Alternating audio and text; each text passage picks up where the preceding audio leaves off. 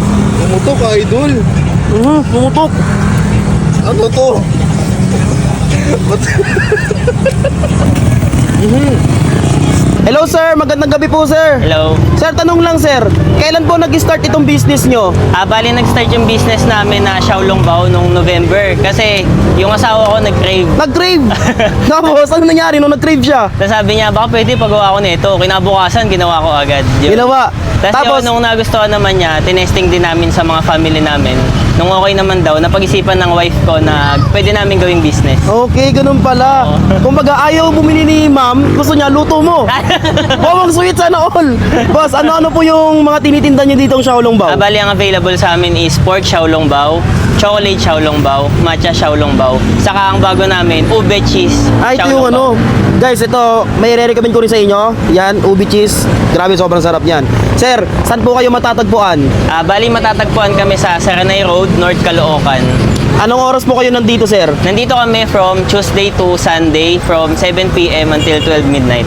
Okay, sir, sabi mo kanina lumilipat ka pa ng ibang place. Saan po yun? Bali, every Saturday and Sunday nandun kami sa May Kawayan Commercial Complex Okay. from 6 a.m. to 10 a.m. Guys, hanapin nyo lang si sir. Sir, ano pang pangalan ng negosyo nyo? Bali, ang pangalan ng negosyo namin is Dragon's Bite. Dragon's Bite.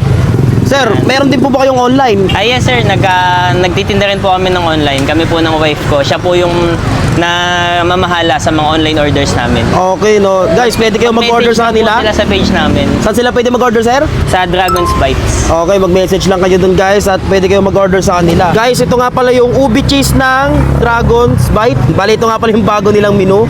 Ubi cheese, Xiaolong Bao. Bali, ito yung presyo niya. 90 pesos, 4 pieces na. Ayan. Tapos may kasama na rin siyang sea salt dip. Ayan, guys. Baka isipin nyo guys, asin sa dagat, pero hindi. Special sauce to. Tikman natin.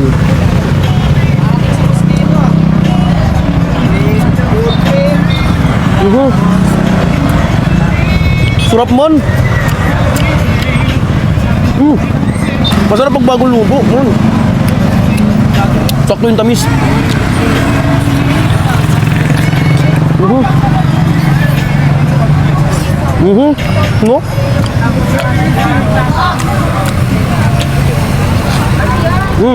Sarap ng sea salt man. Parang siyang gatas.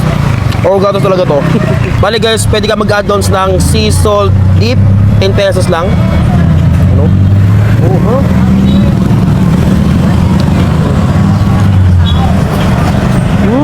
Siyempre, umorder din ako ng kanilang pork Xiaolong Bao ng Dragon's Bite. Oy. Ito yung presyo. Ayan, 95 pesos, 4 pieces na. Tikman nga natin to. Yung ubi cheese talagang papalag may bitaw eh. Mismo, idol. Ito naman, try natin kung may bitaw. Bale, ang maganda dito sa Xiaolong Bao, may sabaw kasi siya eh, no? Ayun, no? Sabaw. Man natin man. Uy, hinigop. Sarap man. May kasama nga pala siyang black sauce. Ayan o, dip natin to dito sa may black sauce. Uy.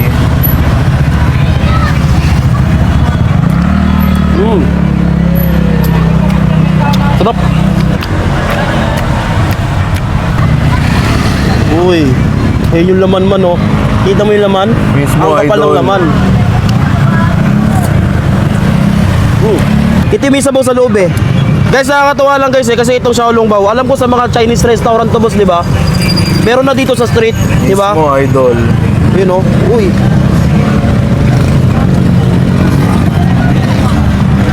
Init. Mainit. Black sauce. Yan.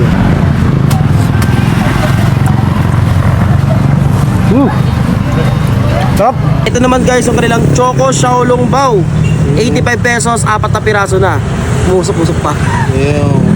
First bite natin sa Choco Xiaolong Bao.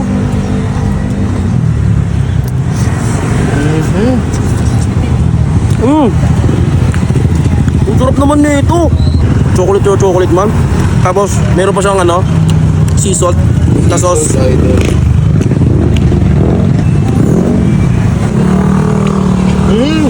Pumutok, idol. Pumutok. Ano to? Ba't? Tumalsik doon. Tumalsik, tol.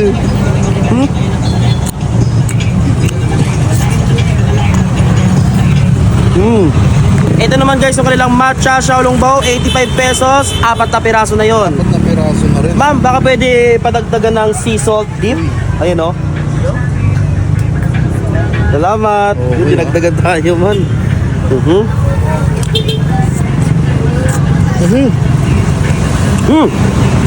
Sinisirit, idol. Man. Matcha man. Lasang halaman pero matamis pa rin.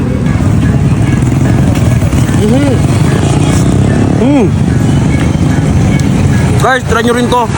Panalo.